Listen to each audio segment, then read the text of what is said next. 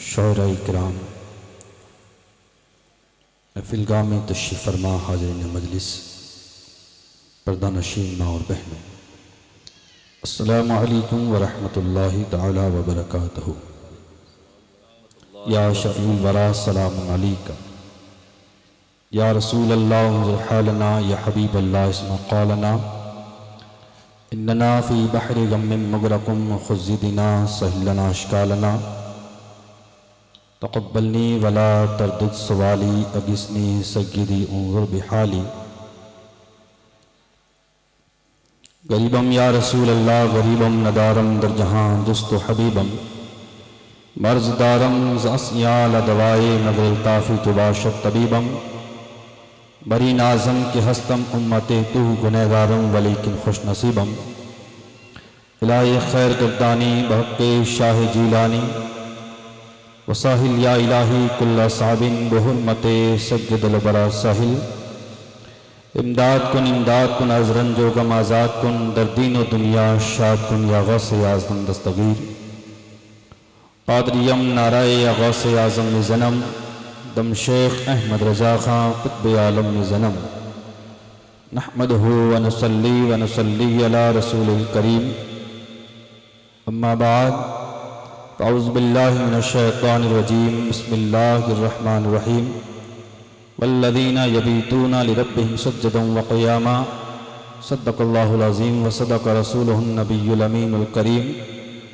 ونحن علی ذلک لمن الشاہدین والشاکرین، الحمدللہ رب العالمین۔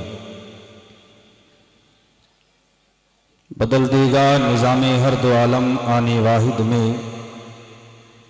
بدل دے گا نظام ہر دو عالم آنے واحد میں، گر ضد پہ آ جائے دیوانہ محمد کا، گر ضد پہ آ جائے دیوانہ محمد کا، کوئی سمجھے تو کیا سمجھے، کوئی جانے تو کیا جانے،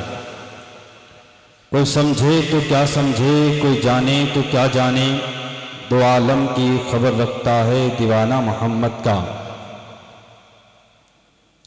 بدل دے گا نظام ہر دو عالم آنے واحد میں، گر ضد پہ آ جائے دیوانہ محمد کا،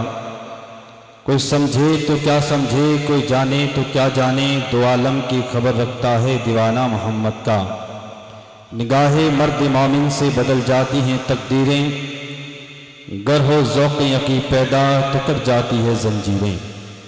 بادائی توحید کے متوالو شمع رسالت کے پروانوں، آئیے ہم اور آپ مل کر خلوص اور محبت اور عقیدت کے ساتھ بارگاہ رسالت مآب صلی اللہ تعالی علیہ وسلم میں خیرات عقیدت پیش کریں، درود پاک پڑھیں۔ اللہ رب محمد صلی اللہ علیہ وسلم، نحن عباد محمد صلی اللہ علیہ وسلم، صلاۃ و سلام علیک یا رسول اللہ صلی اللہ تعالی علیہ وسلم۔ جو لوگ ابھی بھی باہر کھڑے ہیں وہ یہ سوچ رہے ہیں کہ ہم نے عرس پاک میں آنے کا حق ادا کر لیا ہے، تو ابھی اس سوچ سے وہ بہت دور ہے۔ برائے مہربانی آپ تھوڑی دیر کے لیے اس محفل گاہ میں تشریف لے آئیں۔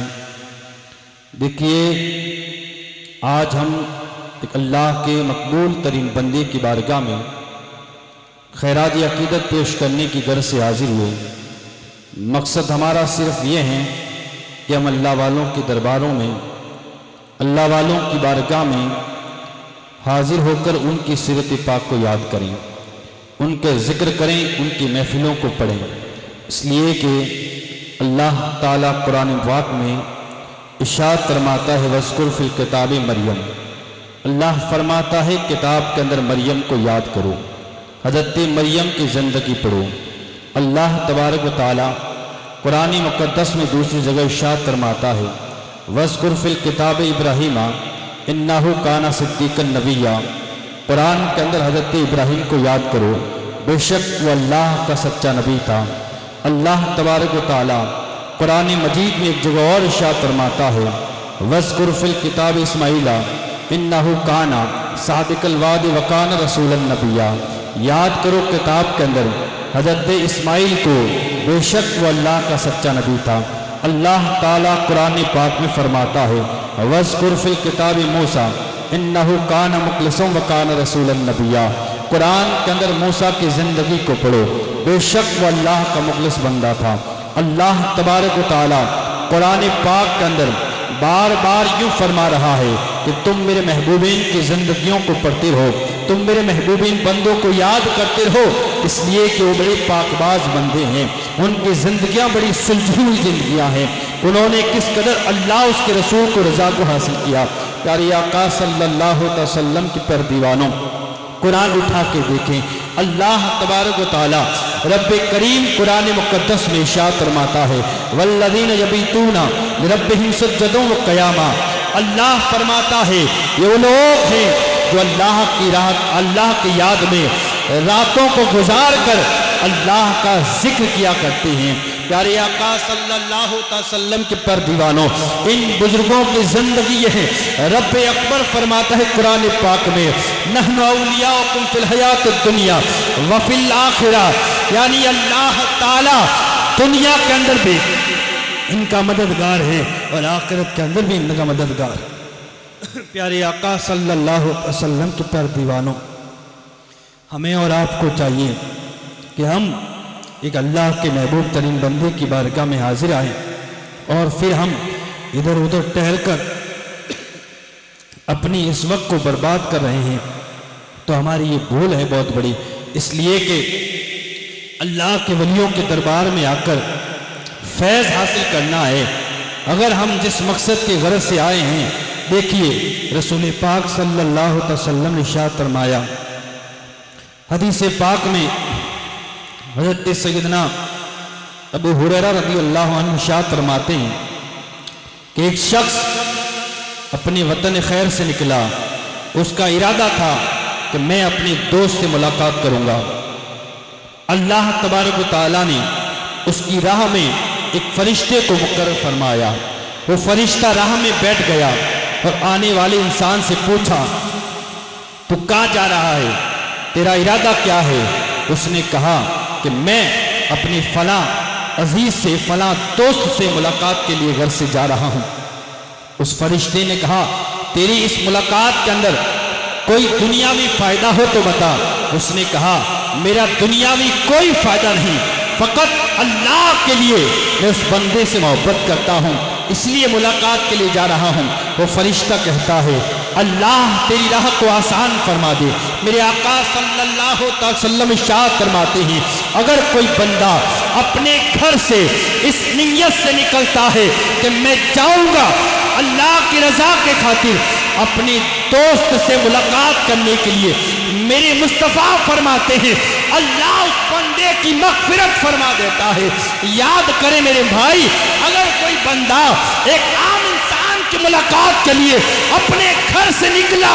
اللہ اس کی مغفرت فرما دیتا ہے، تو اگر کوئی بندہ اللہ کے ولی کے دربار کے لیے اپنے گھر سے اگر نکلتا ہے تو یہ رب کا وعدہ ہے، یہ میرے مصطفیٰ نے فرمایا کہ اللہ کے ولیوں کی محبت یہ جنت کی چابی ہے۔ اللہ کے ولیوں کی محبت جو ہے یہ بندے کے لیے یہ نجات کا ذریعہ ہے۔ پیارے آقا صلی اللہ علیہ وسلم کے پر دیوانوں،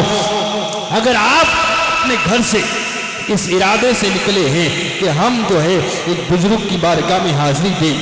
ایک بزرگ کی بارگاہ میں فیض حاصل کریں، میرے آقا صلی اللہ علیہ وسلم کے پر دیوانوں، ہم نے تو جو ہے اللہ کے ولیوں کے درباروں کو پکنک اسپاٹ بنا لیا ہے، ہمارا مزاج یہ بن گیا ہے، موسم خوشگوار ہوتا ہے، لوگ کہتے ہیں چلو آج موسم بڑا اچھا ہے، باقری پہ چلتے ہیں، وہاں پارٹی کریں گے۔ میرے آقا صلی اللہ علیہ وسلم کے پیارے دیوانوں، یہ پارٹی کرنے کی جگہ نہیں ہے، بلکہ یہ وہ جگہ ہے ان کے قدموں میں آ کر اگر کوئی ان کی بارگاہ سے لو لگا کر اللہ کی بارگاہ میں نجات مانگے، اللہ مغفرت عطا فرماتا ہے، اللہ بخشش عطا فرماتا ہے۔ اس لیے کہ یہ رب کا وعدہ ہے کہ اگر کسی نے ان کی چوکھٹوں کو پکڑ کر اللہ کی بارگاہ میں دعا مانگی، اللہ ان کی دعاؤں کو قبول فرماتا ہے۔ میرے آقا صلی اللہ علیہ وسلم کے پیارے دیوانوں، ان کا درجہ کیا ہے؟ آؤ ہمارے اسلاف فرماتے ہیں ہر مکی کا مرتبہ، ہر مکان کا مرتبہ مکی سے ہوا کرتا ہے۔ میرے آقا صلی اللہ علیہ وسلم کے پر دیوانوں، آپ نے دیکھا ہوگا یہ مسجد ہماری بڑی خوبصورت ہے، اس پر ہم نے اینٹ اور پتھر کا استعمال کیا۔ دیکھو پتھر وہی ہے، اینٹ بھی وہی ہے، ہم ایک کھان سے پتھر لے کر آتے ہیں، ایک کجاوے سے اینٹ لے کر آتے ہیں، اور ایک اینٹ کو لا کر ہم نے مسجد کی در و دیوار پر لگا دیا، مسجد کے فرش پر ہم نے ماربل لگایا، پتھر لگایا، اور اسی کھان سے پتھر نکلتا ہے، اور اگر کسی راہ پہ لگا دیا تو اب پتھر وہی ہے، اسی کھان سے نکلا ہے، لیکن وہ پتھر جو راہ میں لگ گیا، جو راستے میں لگ گیا، اس کا کوئی وقار نہیں، اس کی کوئی عزت نہیں، اس پر چپل پہن کر چلتا ہے، اس پر انسان نہ جانے کیسے کیسے پر چپل پہن کے اور جوتیاں پہن کے چلتا ہے، اس لیے کہ وہ عام راستے پہ لگا دیا گیا، لیکن اسی کھان سے نکلا ہوا پتھر اگر کسی نے مسجد کی فرش پہ لگا دیا، اب کوئی بھی بندہ اس پر جو ہے جوتے پہن کے نہیں چل سکتا، کیوں؟ پتھر وہی ہے، اسی کھان سے نکلا ہے۔ وجہ یہ ہے کہ ایک پتھر کی نسبت عام راستے سے ہو گئی اور ایک پتھر کی نسبت اللہ کے گھر سے ہو گئی، اس لیے وہ گھر جس گھر سے اس پتھر کی نسبت ہو گئی، وہ پتھر بلند و بالا ہو گیا، اس کی عظمت عروج بھی ہو گئی۔ میرے آقا صلی اللہ علیہ وسلم کے پیر دیوالوں، ایک لکڑی سے ہم کرسی تیار کرتے ہیں، اسی لکڑی سے قرآن کے لیے اگر ہم رحل تیار کرتے ہیں جس پہ قرآن رکھا جاتا ہے، لکڑی وہی تیار کی گئی، اسی لکڑی سے کرسی بھی تیار کی جاتی ہے، اسی لکڑی سے ہم نے قرآن کے لیے رحل بھی تیار کی، لیکن وہ کرسی جس کے اوپر بندہ کوئی بھی بیٹھ سکتا ہے، لیکن وہ اسی لکڑی سے اگر قرآن کے لیے رحل تیار کی گئی تب اس کی نسبت قرآن سے ہو گئی، اب کوئی بھی انسان اس کی بے ادبی نہیں کر سکتا۔ میرے آقا صلی اللہ علیہ وسلم کی پردیوالوں، ایک ہی کارخانے سے کاغذ کا ٹکڑا نکلتا ہے، ایک کاغذ وہ ہے جو روزانہ ہم اخبار پڑھتے ہیں، ناول اور کہانیاں پڑھتے ہیں، پڑھنے کے بعد ہم اس کو جو ہے ردی میں پھینک دیتے ہیں، اس کی کوئی قدر و قامت نہیں، لیکن اسی کارخانے سے نکلا ہوا کاغذ اگر اس پہ قرآن کی آیت لکھ دی گئی، اب وہ منزل اس کی اونچی ہو گئی، اس کا درجہ اونچا ہو گیا، اس کی عظمت بلند ہو گئی، اب اس کا پڑھنا بھی ثواب ہے، اس کا دیکھنا بھی ثواب ہے، اس کا چھونا بھی عبادت ہے۔ میرے آقا صلی اللہ علیہ وسلم کے پر دیوانوں، اس لیے کہ اس کی نسبت قرآن سے ہو گئی۔ میرے آقا صلی اللہ علیہ وسلم کے پر دیوانوں، آگے چلو، میں اور آپ کو بتاتا چلوں، کپڑا آپ بھی پہنتے ہیں، کپڑا ہم بھی پہنتے ہیں، کوئی کتنا ہی قیمتی کپڑا کیوں نہ ہو، انسان کبھی کپڑے کو بوسہ نہیں دے گا، کپڑے کو چومے گا نہیں، اس لیے کہ کپڑا کپڑا ہوتا ہے، وہ اس قدر نہیں کہ کوئی بھی اسے بوسہ دے دے، کوئی بھی اسے چوم لے۔ لیکن آؤ میں آپ کو بتاتا ہوں، اگر قرآن کو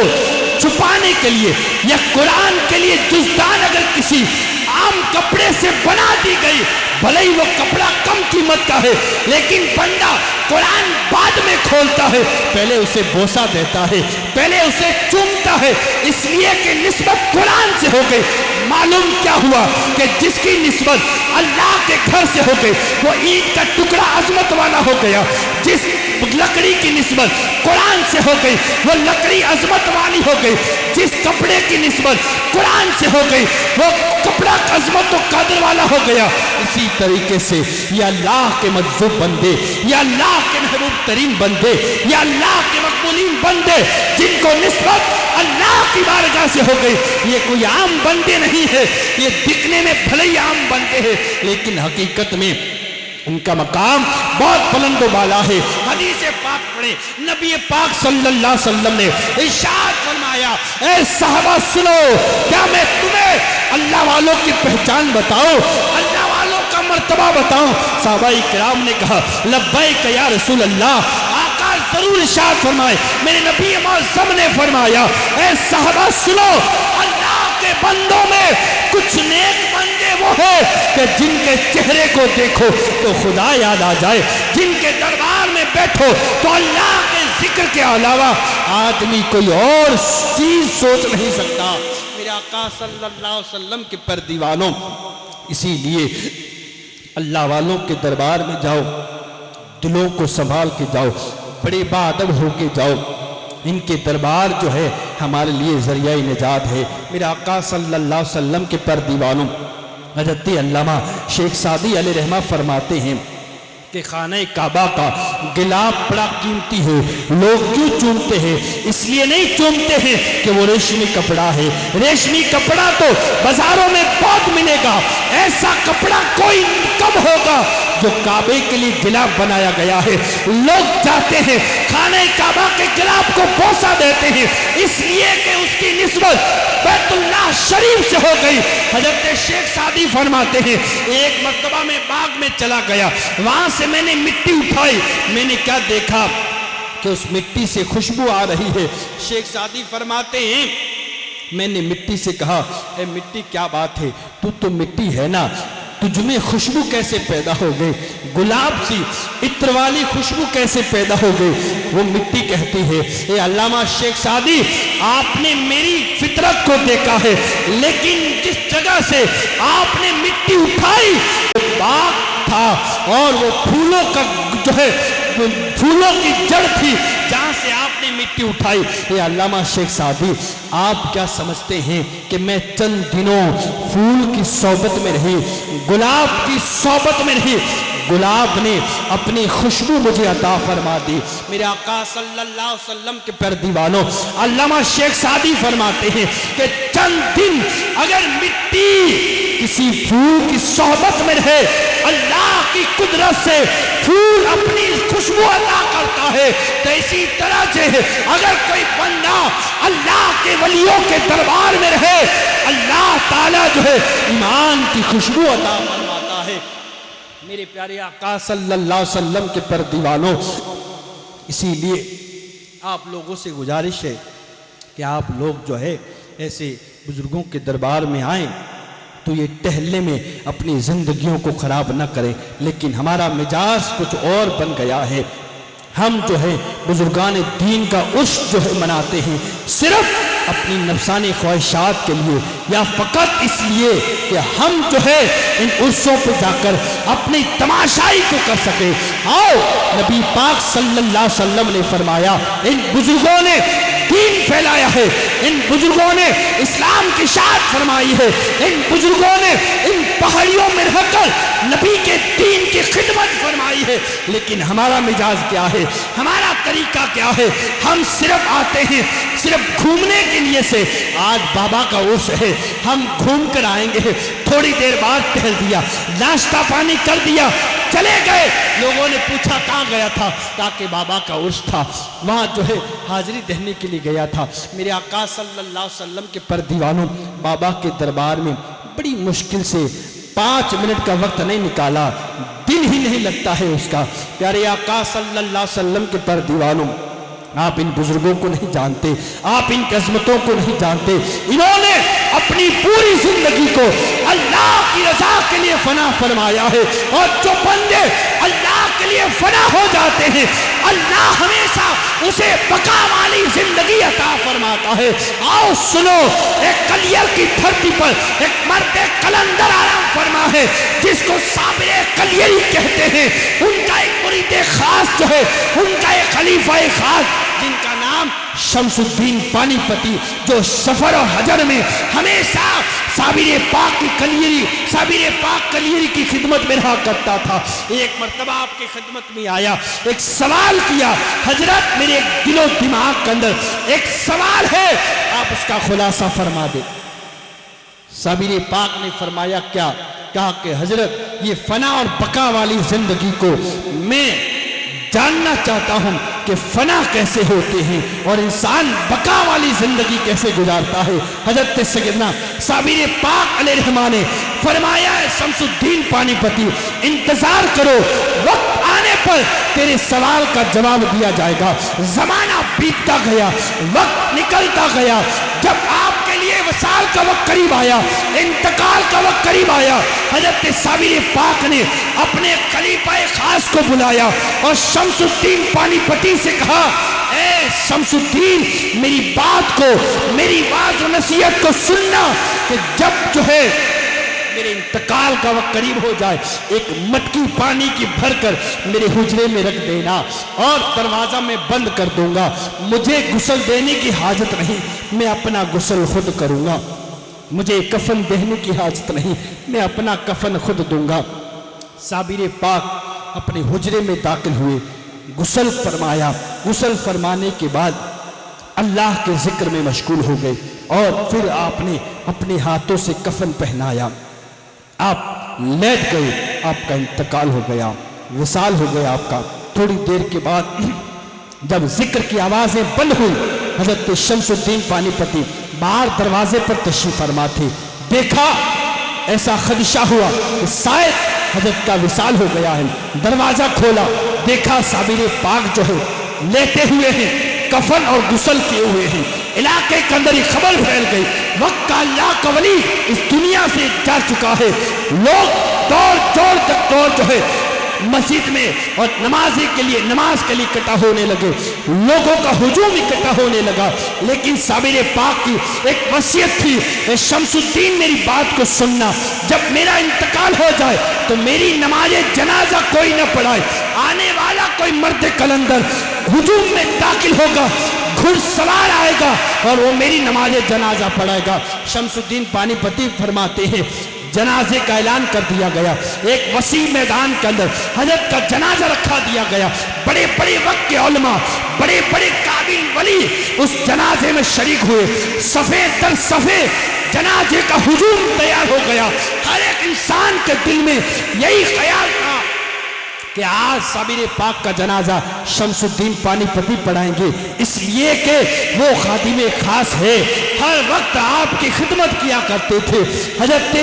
شمس الدین پانی پتی سے لوگوں نے کہا کس کا انتظار ہو رہا ہے، آپ نماز جنازہ پڑھا لے۔ میرے آقا صلی اللہ علیہ وسلم کے پر دیوانوں، حضرت شمس الدین پانی پتی نے کہا اے لوگوں، نماز جنازہ کے لیے اجازت نہیں ہے، ابھی تھوڑا انتظار کرو۔ تھوڑی دیر کے بعد دھول اٹھتی دکھائی دی، ایک مرد قلندر آیا، پردہ پوش، چہرے پہ نقاب ڈالے ہوئے مجمع میں داخل ہوا اور آتے ہی ایک ایسی آواز لگائی کہ پورا مجمع سکتہ طاری رہ گیا۔ لوگوں سے کہا لوگوں اپنی صفوں کو درست کر دو، لوگوں نے صفیں درست فرمائی، اللہ اکبر کہہ کر نماز جنازہ کی نیت باندھی، لوگ نماز جنازہ میں شریک ہوتے گئے۔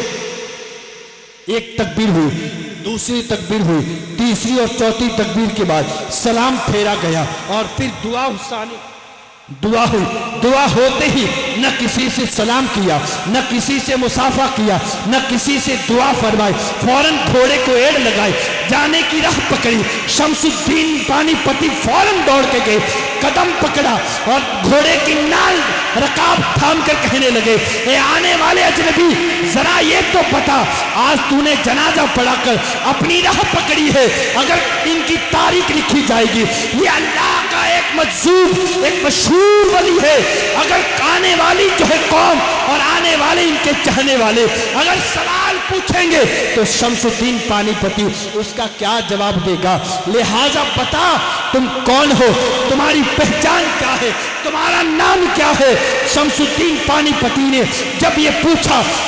آنے والے اجنبی نے اس کے گردن پہ ہاتھ ڈالا، کندھے پر ہاتھ رکھا اور تھوڑی دور لے گئے اور جانے کے بعد اپنے چہرے سے نقاب ہٹایا۔ شمس الدین کی نگاہ نے کیا دیکھا، وہ خود صابر پاک تھے آنے والے جنہوں نے نماز جنازہ پڑھائی۔ میرے آقا صلی اللہ علیہ وسلم کے پر دیوانوں، حضرت شمس الدین کی نظر جو ہے ایک سکتہ طاری رہ گئی، کہا حضرت مسئلہ سمجھ میں نہیں آیا، یہ کون لیتا ہے اور پھر آپ کون ہے؟ حضرت صابر پاک نے فرمایا اے شمس الدین، فلاں دن تو نے سوال کیا تھا فنا کسے کہتے ہیں، بقا کیا ہوتی ہے، فنا وہ ہے جو لیتا ہوا ہے، یہ جسم ہے، یہ فنا وہ ہے جو ہمیشہ کے لیے لیٹ گیا ہے، اور بقا وہ ہے جو تمہارے سامنے حاضر ہے۔ جب انسان اللہ کے لیے فنا ہو جاتا ہے، جب انسان اللہ کے لیے مٹ جاتا ہے، جب کوئی انسان اللہ کی رضا کے خاطر اپنی زندگی گزارتا ہے، پھر اللہ انہیں بقا والی زندگی عطا فرماتا ہے۔ یہ نور شاہ بابا کا عرس ہے، ان کے دربار میں ہزاروں کی تعداد میں آج عقیدت مند حاضر ہوتے ہیں۔ مسئلہ آپ سمجھ لے، انہوں نے اللہ کے خاطر زندگی گزاری، اللہ کے لیے انہوں نے اپنا کام کیا، تو اللہ تبارک و تعالیٰ نے امت اور مخلوق کا دل ان کی طرف رغبت راغب کر دیا۔ مخلوق کا دل اللہ نے ان کی طرف ایسا ملایا، یہ تو لیتے ہوئے ہیں لیکن ان کی محبت کرنے والے، ان سے عقیدت کرنے والے آج بھی قطاریں لگائے ہوئے۔ لیکن میں آپ سے کہنا چاہتا ہوں، ان بزرگوں کا حال یہ ہے، ہمیں اگر کہا جائے اس پہاڑ پر قبر کھودو، تو ہم میں سے ایسی کوئی مجال نہیں جو پہاڑی پر قبر کھود دے۔ لیکن ان اللہ والوں کی یہ پسند تھی، انہوں نے دنیا کو پسند نہیں فرمایا، دنیا کے کسی شہر اور بستی کو پسند نہیں فرمایا، یکایک اکیلے زندگی گزارتے رہے، صرف فقط اللہ کی رضا کے لیے، اللہ کی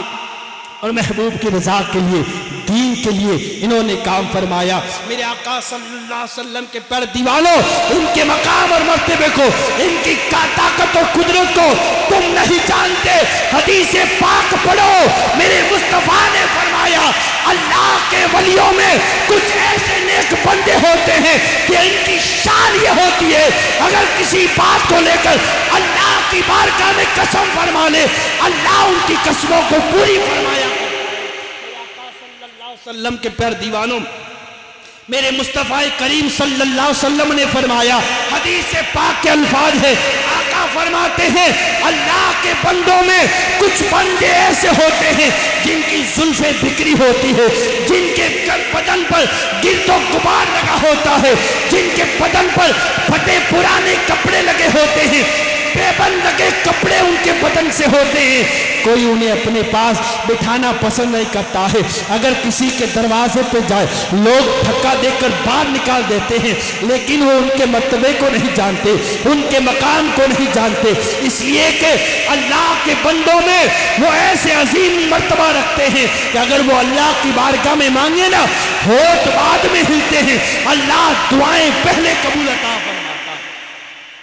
میرے آقا صلی اللہ علیہ وسلم کے پر دیوانوں، اس لیے اب کہ تمہارے دروازے پر اگر کوئی فقیر آ جائے انہیں مایوس نہ لوٹایا کرو، کیا پتا وہ فقیری کی عالم کے اندر تمہاری بگڑی بنانے آیا ہو، اس لیے کہ وہ فقیر چند سکوں کے بدلے اگر کچھ دعائیں دیتا گیا، اللہ تمہاری زندگیاں بدل دے گا، اللہ تمہاری قسمتیں بدل دے گا۔ لیکن میرے آقا صلی اللہ علیہ وسلم کے پیارے دیوانوں، اللہ والوں کی جو پہچان بتائی گئی، اللہ والوں کا جو رتبہ بتایا گیا، اللہ والوں کی جو حدیث میں ذکر آیا ہے، ان فقیروں سے مراد وہ مانگنے والے فقیر نہیں ہے جو گھر گھر کے جا کے روٹی اکٹھا کرتے ہیں، فقیر کبھی مانگا نہیں کرتے، جو مانگتا ہے وہ فقیر نہیں ہے،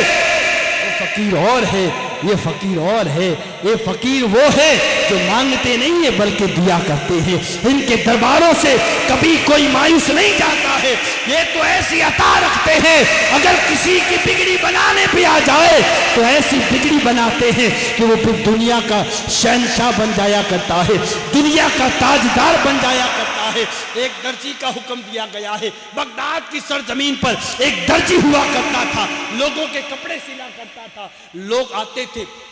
کھوٹے سکے لے کر اور اس درجی کو دے دیا کرتے تھے، لوگ سمجھتے تھے یہ درجی فقیر جو ہے نا، اسے سکوں کی پہچان نہیں ہے، روپیوں کی پہچان نہیں ہے، کھوٹے سکے اکٹھے کرتے اور لا کر اس درجی کو دے دیا کرتے۔ سوچتے کیا؟ یہ سوچتے کہ اس فقیر کو سکوں کی پہچان نہیں ہے، وہ فقیر مسکرا کر وہ سکے اپنی جھولی میں رکھ دیا کرتا تھا۔ وقت گزرتا گیا، لوگوں کے اندر یہ مشہور ہو گیا کہ فلاں درجی کو سکوں کی پہچان نہیں ہے، فلاں درجی کو نوٹوں کی پہچان نہیں ہے، لوگ کھوٹے سکے لا کر درجی کو پکڑا دیا کرتے تھے، وہ لے کر اپنی جھولی میں رکھ دیا کرتا تھا اور اس کے بدلے لوگوں کے کپڑے سلا کرتا تھا۔ وقت نکلتا گیا، جب اس کی موت کا وقت قریب آیا، جب وہ بستر علالت پہ لیٹا، روح قبض ہونے لگی، پاس میں جو ہے اس کے گھر والے تھے، اللہ کے صالحین بندے تھے، اس نے نظر اٹھائی، کہا کہ مولا یہ دنیا والے کھوٹے سکے مجھے دیتے تھے، میں ان کھوٹے سکوں کو اپنے پاس رکھ لیا کرتا تھا، اے مولا ان کھوٹے سکوں کو میں نے قبول کیا ہے، آج یہ کھوٹا سکہ تیری بارگاہ میں آ رہا ہے، مولا تو اسے قبول فرما دے۔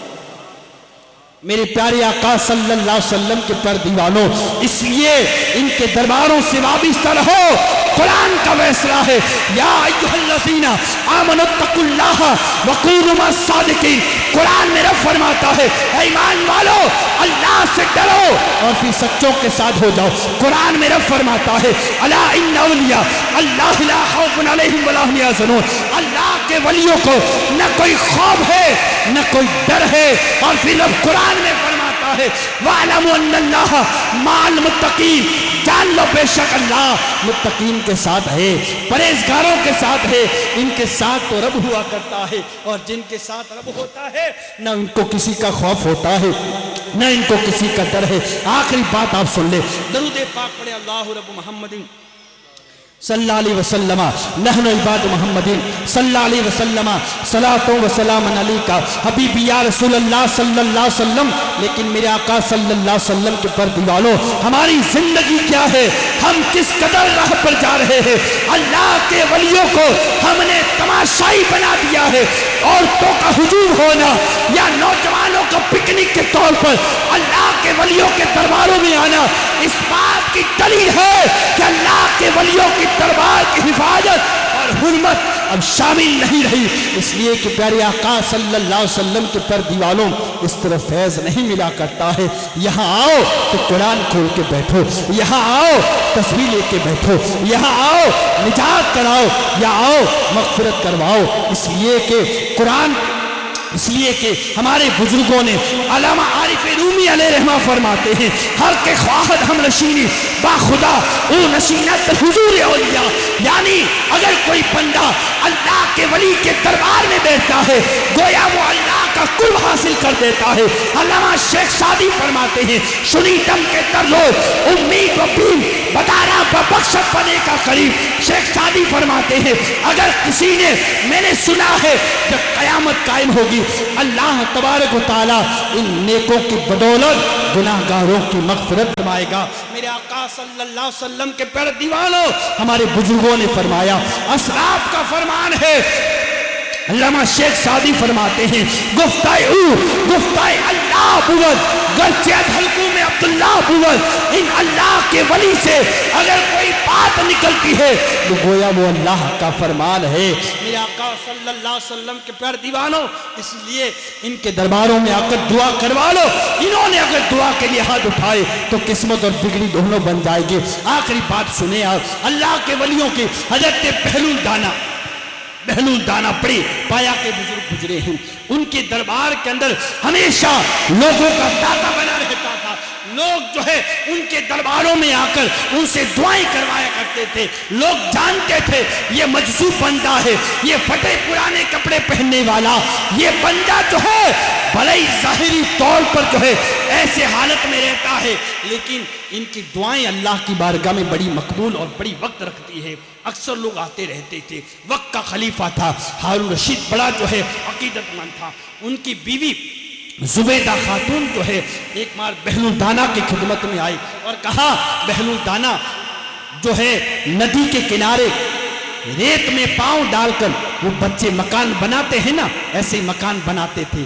پاؤں میں ریت میں پاؤں ڈال کے مکان بناتے بکھیر دیتے۔ زبیدہ ادھر سے گزری، اللہ کی محبوب بندی تھی، کہا کہ اے بہلول دانا کیا کر رہے ہو؟ حضرت بہلول دانا جن کی جو ہے زبان حال سے نکل گیا کہ میں جنت کے اندر مکان بنا رہا ہوں، کیا کہا؟ جنت میں مکان بنا رہا ہوں۔ زبیدہ نے کہا بابا یہ مکان بیچو گے؟ کہا ہاں کیوں نہیں، ضرور بیچوں گا اگر تو خریدنا چاہے۔ بہلول دانا نے کہا کہ تو خریدنا چاہے تو خرید سکتی ہے۔ زبیدہ نے کہا بابا میرے پاس تو اس وقت 30 درم ہے۔ کہا کہ 30 درم बाबा के कदमों में रख दिया और वो मिट्टी का मकान लिया, अपनी थाल में सजाया और अपने सर पे रखकर अपने महल की तरफ आई। बादशाह हारून रशीद था, उसने कहा जुबैदा क्या लेकर आई? कहा कि ये जन्नत का महल है। फरमाया ए जुबैदा, ये माटी का ढेला, ये माटी का जो है मकान लेकर आई और तू ये समझती है कि जन्नत का महल है? जुबैदा ने कहा ए हारून रशीद, ए शोहर, तुम्हारा अमल तुम्हारे पास है, मुझे अपने अमल पर पूरा भरोसा है, अपने अक़ीद पर पूरा भरोसा है। एक अल्लाह के वली ने ज़बान दी है, ये जरूर सच होगा। बहरहाल जुबैदा हारून रशीद सो गए। रात को ख्वाब के अंदर हारून रशीद ने ख्वाब देखा। ख्वाब में क्या देखा? कयामत का मैदान कायम है, जन्नती जन्नत में जा रहे हैं, दोज़खी दोज़ख में जा रहे हैं, जन्नत के महलात की लाइन है। हारून रशीद जन्नत में गया, देखा कि आलीशान महल बना हुआ है, बाहर नाम लिखा हुआ है जुबैदा। हारून रशीद अंदर दाखिल होने के इरादे से निकला तो फरिश्तों ने कहा किधर? कहा कि ये मेरी बीवी जुबैदा का महल है। फरिश्तों ने कहा निकलो यहाँ से, ये महल जुबैदा का है तो जुबैदा दाखिल हो सकती है, तुमको अंदर जाने की इजाजत नहीं है। उनको जो है बाहर निकाल दिया गया। जब फरिश्तों ने झड़क कर बाहर निकाला, हारून रशीद की आँख खुली। जुबैदा से कहा जुबैदा उठो, मुझे भी मकान खरीदना है, मुझे भी जो है जन्नती महल खरीदना है। जुबैदा ने कहा ए शोहर सो जाओ, रात बड़ी पड़ी है, सुबह होगी इंशाअल्लाह हम चलेंगे बहलूल दाना की खिदमत में। बहरहाल रात गुजर गई, सुबह हुई। हारून रशीद काफिले के साथ अपनी बीवी के साथ निकला। बाबा जो है बहलूल दाना नदी के किनारे जो है खेल रहे थे। हारून रशीद आगे बढ़ा, कहा कि बाबा क्या कर रहे हो? कहा कि जन्नत में महल बना रहा हूं। क्या महल बेचोगे? कहा हाँ, क्यों नहीं, बिल्कुल आप खरीद लो। बाबा कितना रकम लोगे? कहा कि 30,000 दिरहम लगेगा। हारून रशीद ने कहा बाबा कल मेरी बीवी आई थी, आपने 30 दिरहम के अंदर सौदा फरमाया और आज आप 30,000 दिरहम मांग रहे हैं। अल्लाह के वली ने कहा सुन हारून रशीद, तेरी बीवी आई थी, ये वलियों की मोहब्बत के अंदर इसने मांगा, मैंने अता कर दिया, और तू तो रात को ख्वाब में जन्नत का महल देख कर आ रहा है। इसलिए जो सौदा देकर किया जाता है उसकी कीमत भी उसके हिसाब से लगाई जाती है। मेरे आका सल्लल्लाहु अलैहि वसल्लम के पैर दीवालों, दुनिया वाले तो हर तरह के अकीदे रखते हैं, कहने वाले तो क्या कहते हैं कि नबी पाक सल्लल्लाहु अलैहि वसल्लम को इख्तियार नहीं है, लेकिन आओ उस नबी की बात हम नहीं करते, नबी के गुलामों की बात करते हैं कि जो ये इख्तियार रखते हैं कि जब उनके गदा भर देते हैं शाहाने जमाना की झोली, मोहताज का जब ये आलम है तो फिर मुख्तार का आलम क्या होगा। अल्लाह ताला जो है हम सबको नेकी की तौफीक अता फरमाए। रब्बे करीम हम सबको इन्हीं बुजुर्गान दीन के नक्शे कदम पे चलने की तौफीक अता फरमाए। अल्लाह तबारक व तआला इन्हीं की बारगाहों से हमें फयूज़ व बरक़ात से माला माल फरमाए। खूब की सेरे चमन फूल चुने शाद रहे, बागबा जाता हूँ गुलशन तेरा बाद रहे, वमा अलैना इल्लल बला। अस्सलामु अलैकुम व रहमतुल्लाह।